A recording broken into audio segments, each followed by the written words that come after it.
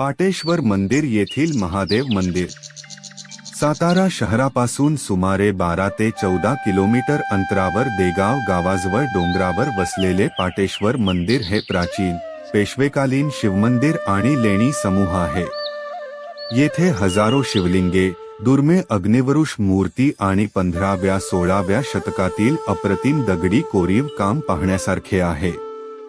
हे ठिकाण निसर्गरम्य आणि शांत असून ट्रेकिंगसाठी उत्तम आहे। हे मंदिर सातारा तालुक्यातील राष्ट्रीय महामार्गाजवळील देगाव गावाच्या मागे समुद्रसपाटीपासून 3025 फूट उंचीवर आहे। डोंगराच्या पूर्वेला देगाव असून पश्चिमेला भरतगाव ही गावे आहेत।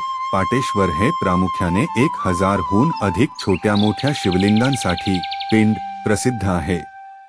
येथे काही शिलालेखांवर 972 आणि 1000 शिवलिंगे कोरलेली आहेत। अग्निवरुष शिल्प येथील लेण्यात मानवी चेहरा आणि बैल, नंदी अशी एकत्रित अग्निवरुषची अप्रतिम मूर्ती आहे, जी एका बाजूने पाहिल्यास दाढीधारी माणूस तर दुसऱ्या बाजूने बैल दिसते।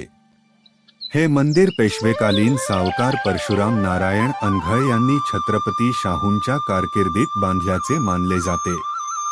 येथे 8 पेक्षा जास्त प्राचीन दगडी लेणी आहे, ज्यामध्ये भगवान शिव